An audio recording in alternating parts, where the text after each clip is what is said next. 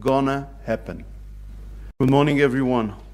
We are witnessing a distorted campaign of international pressure against Israel over recent days.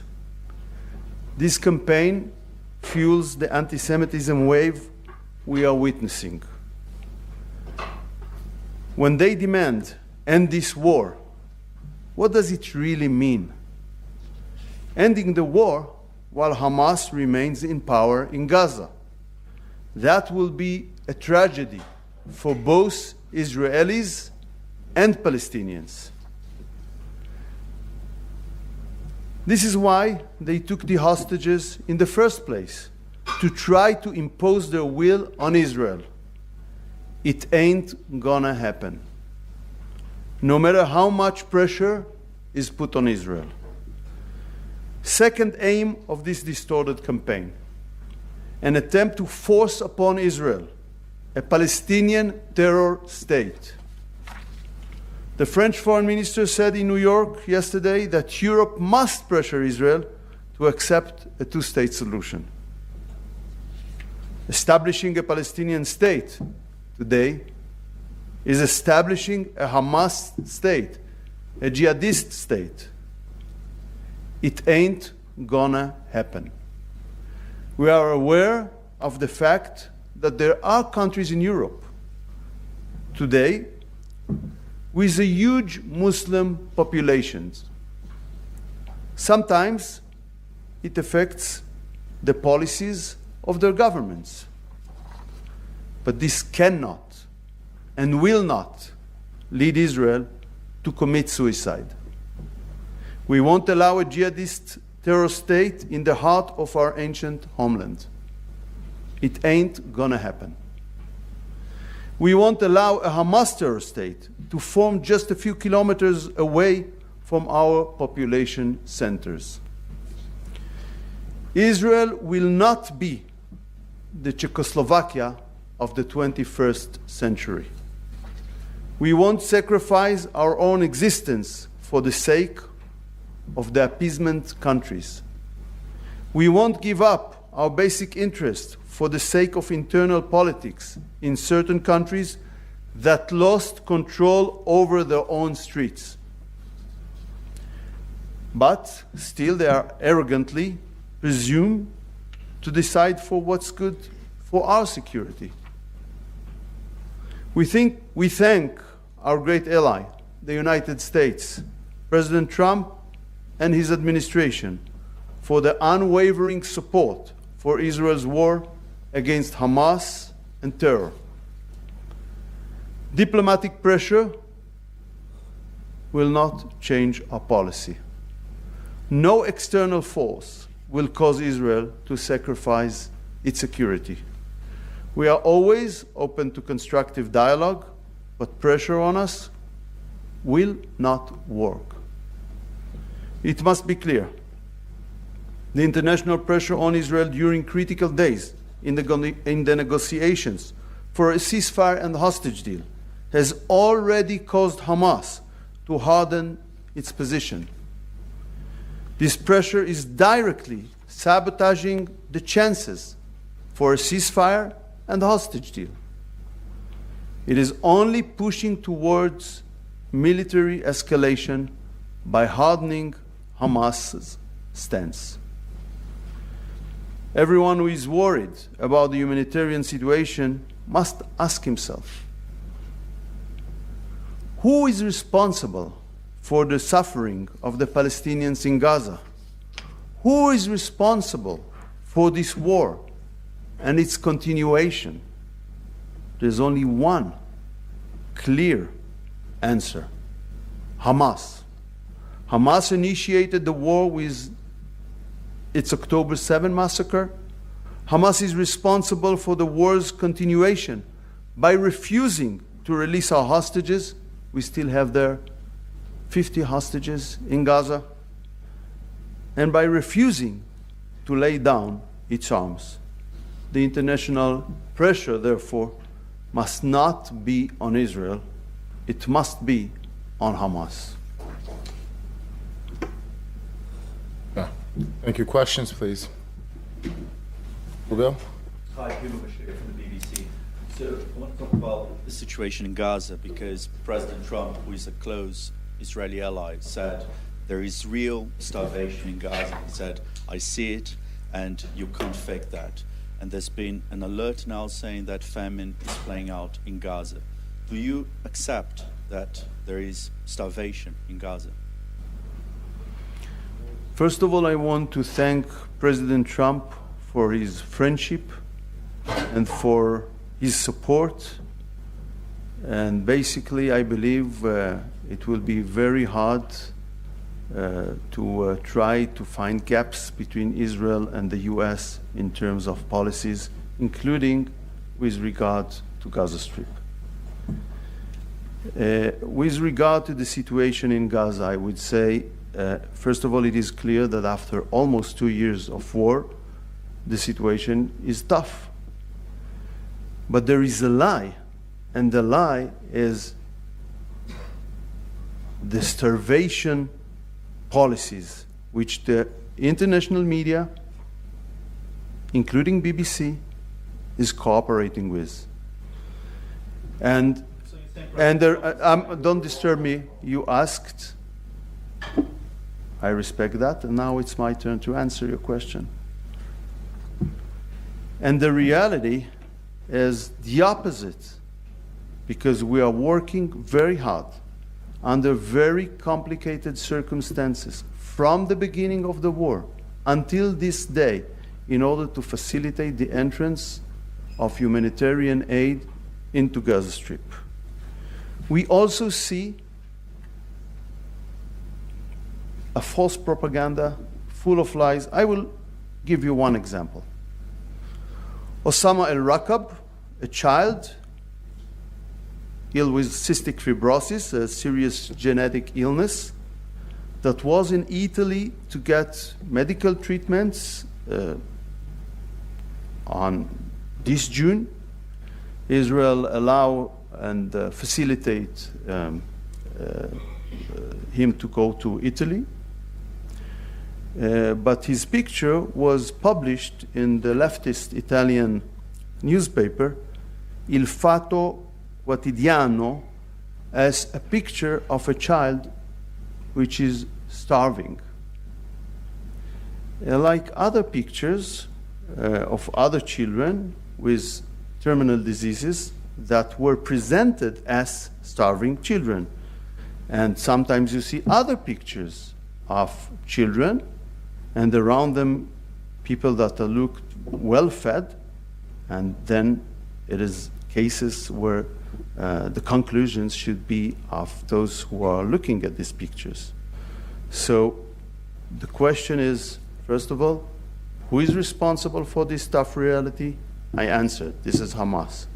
Whether there is a starvation policy, no, the contrary is right. We are doing amazing efforts, including this week, by opening these humanitarian corridors, by airdrops, by any possible means. By the way, in the contrary of the lie that's spread in Western media, or part of it, we are not limiting. We are facilitating for everyone to help. We are engaged with countries today, with the Emirates, with the Jordanians, with the Moroccans, with Germans who said they want to participate in airdrops, with the Italians. Everyone wants to help. We welcome it and we facilitate it. Question, Henry? Hello, Henry Bodkin from the Daily Telegraph newspaper. What's paper? Daily Telegraph, UK paper. Could you explain what the Prime Minister meant when he referred to alternative options for returning the hostages? And also, could you comment on a report in the Hebrew media this morning? On a report in the Hebrew media this morning, allegedly coming from a source in the Prime Minister's office, that it's being considered to annex parts of Gaza if Hamas don't. No, your both questions referred to internal discussions. I wouldn't refer to the question whether they are accurate or not. but I will not refer to that in any way. Okay, next question. Thank you. You, please. Thank you. Matthew Doran from ABC News Australia. Over the weekend, the Australian Prime Minister Anthony Albanese accused Israel of directly breaching international law by withholding aid from the civilian population in Gaza or preventing it from going in. Can I get a response from you to the Prime Minister's direct accusation there? And he said that the situation with suffering in Gaza was completely indefensible. Is this sort of rhetoric evidence, not only from Prime Minister Albanese, but Prime Minister Starmer in the last day or so, that Israel is losing the support of many foreign countries? Thank you. Can you repeat the beginning of the quote? Sure. So the Prime Minister Albanese said that Israel was, quote, quite clearly breaching international law by withholding aid from civilians in Gaza. So, this is a lie, because we are not holding aid. Of course, we are acting in accordance to international law, but the basic question here, we are holding aid or not? You can come to the Kerem Shalom crossing or to Zikim crossing, and you will see reality. And reality is that we facilitate the entrance.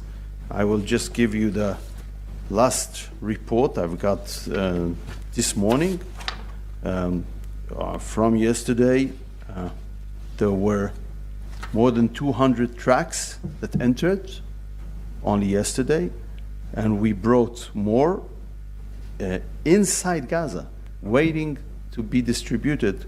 We have almost 600 trucks in both crossings, Kerem Shalom and Zikim. And if we are speaking about the last 2 months, more than 5,000 trucks entered to Gaza Strip. And anyone who wants to do that can do that. And now it's not only we heard the excuse of problems in the safety of the road. This is why we opened these humanitarian corridors. And this is the third day already. It happened on Sunday, Monday, Tuesday, that from 10 a.m. to 8 p.m. in these roads, trucks are going safely to be distributed, because we don't want anyone to use any excuse why you cannot do that from the international organizations. And on top of it, we initiated, and we started with that on Saturday with our Air Force, the airdrops, and then the Jordanians and the Emirates joined, and other countries want to join. So there is no route we are not using. So it's not only that it's not true, of course, but the opposite is the truth. Thank you. Yes, please. Thank you for your time. Tzvi Smith from the Wall Street Journal. Do you think military pressure has worked so far? And what can Israel do next to free hostages and force Hamas to surrender? Well, you know, what we learned during this tough war, you shouldn't judge like, you know, in a football game, you know, in the break, what will be the final result. Military pressure worked in order to get Hamas 2 times for a hostage deal. They came for the 3rd time to negotiations. What I'm saying here is that international pressures, decisions against Israel, statements against Israel, worked the other way around, gave counter pressure, put Hamas in a position of hardening its positions in a very critical moments. So if those countries want a ceasefire, and I explained that to them when I'm speaking with European foreign ministers, more than one of them admits it was foolish, it was not constructive to the objective of achieving a ceasefire and a hostage deal, it works the other way around, and they speak with me about internal politics, why they did this or that. But military pressure is effective, but it's not the only game in town. There are other pressures. We are very decisive to achieve our objectives in this war. Okay. Last question. We were always ready, and we are ready today to achieve them also in a diplomatic path. But if it is not possible, there is other paths which we will have to use. Yes, please. Hello, Eleanor Beardsley with National Public Radio. From? National Public Radio in the U.S. Your words are sort of in stark contrast to the apocalyptic scenes we're seeing coming out of Gaza. And I would like to ask, when we see a powerful military talking about Hamas, what is Hamas? I imagine there will be an endless source of young men ready to take up guns to shoot an Israeli soldier. Are you going to keep going until every one of those boys or whatever is killed? What is the plan? When? No, when the United States and its allies during the Second World War achieved the victory, it was not after they killed every German soldier. Exactly. So it is after Germany or Japan surrendered. So no, but there was something, some of them were killed, some of them committed suicide. Eventually the state surrendered. So the alternative is very simple. Who will enforce his political will on the other? There's one option, just to end the war, when Hamas in power. Hamas will be very happy.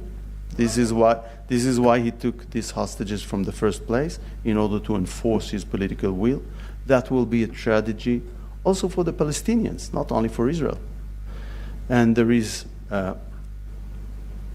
other option that within not only military operation, but military efforts and political efforts, we will enforce our political will.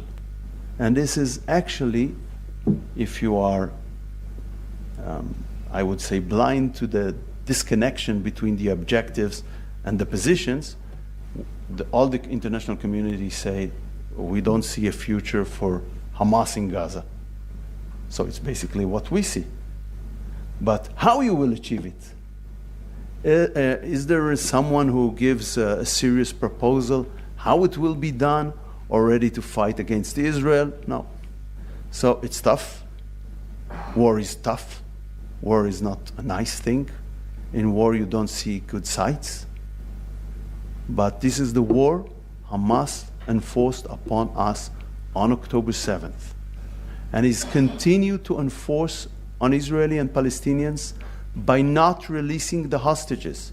And you can see today sites of Palestinians demonstrating and beg Hamas to get out. Beg Hamas, release the hostages so this war will be end. But there's no discussion about it. Sometimes, for face saving, you can see after, I would say, 300 of harsh words against Israel, a line about releasing the hostages. That's not sufficient. That ain't gonna work. It works the other way. Okay, thank you. אין סבב שני של שאלות, כל אחד מקבל פעם אחת אפשרות. Please, Lav Arkov. Thank you. Wait, Lav, 1 second. Please wait for the mic. Two parts to the question. First, can you tell us which countries realized that the letter was counterproductive? And second, could you give us an idea what level, what percentage or quantity of aid has been stolen by Hamas? Because there's been contradictory reports, and the IDF has released photos and videos, but the question is sort of, can we extrapolate that to be the general situation, or are those just specific incidents? It's first of all, of course I cannot quote from close, direct talks with my colleagues. It's not the way diplomacy works, unfortunately. But I heard that during the last days from more than one European foreign minister. Secondly, they steal the aid, as President Trump said yesterday, but it's not the only method.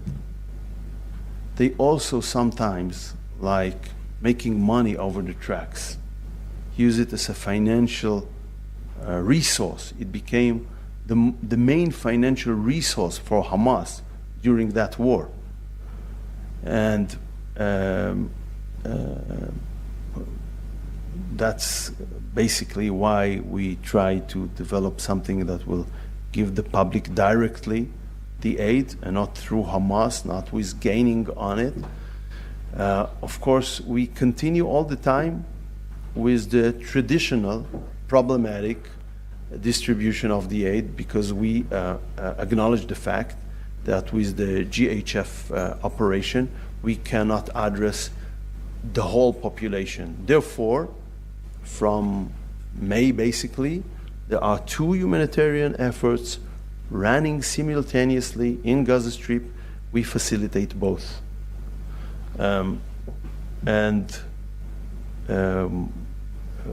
We don't always have the full cooperation, but during the last days, after I made it clear, among other things in an interview I gave for Politico, that the UN is not distributing, they start to do that. They start to do that before last Sunday, when we began with the Humanitarian Corridors Initiative. They start to do it during the weekend, and the tracks that waited there in the crossings, there were about more than 900. Today there are about 600 that's stopping there. So what I want to emphasize, if you look into the facts, and you can go there and see reality on your own eyes, and Koget and the IDF had facilitated that. Maybe some of you were there during the previous week. We are facilitating the entrance of big numbers. Yesterday, I believe it was 280 or so, and the distribution was much higher because of the humanitarian corridors. So we really make any possible efforts in order to address the needs, and we take risks while doing so. We are fully aware to that, but this is our decision. As you know, there were also some disputes on it, but that's what the Prime Minister decided, and we are implementing that. Right. Ladies and gentlemen, thank you very much. There will not be any more further questions. Thank you.